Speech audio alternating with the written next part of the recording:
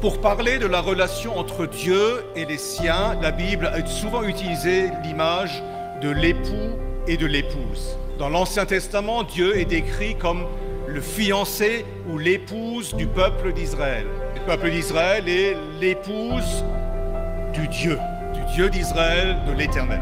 Et Dieu est présenté comme l'époux fidèle et Israël comme l'épouse infidèle parce qu'il n'était pas toujours fidèle à Dieu.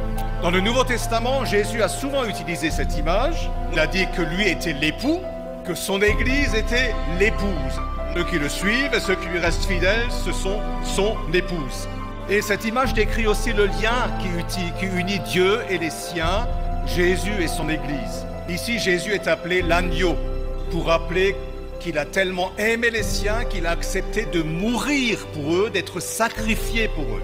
Quand l'Apocalypse parle de l'agneau, c'est pour rappeler Jésus a tellement aimé les siens qu'il est mort pour eux. Et Jésus a dit que les siens, ce sont ceux qui aiment Dieu de tout leur cœur, de toute leur âme et de toute leur pensée. Et maintenant, les noces de l'agneau, ces noces, c'est l'image du retour de Jésus, quand l'époux et l'épouse sont enfin définitivement réunis. Et c'est beaucoup plus que quand deux amis se rencontrent. Parce qu'il est dit dans la Bible, l'homme et la femme se marient et ils deviennent un.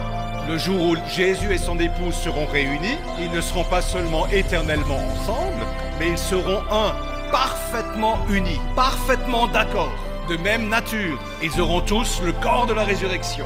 Et c'est pour cela qu'il est tellement important que nous devenions semblables à Jésus, puisque sinon, nous ne pouvons pas nous marier avec lui, nous ne pouvons pas être éternellement avec lui dans son domaine.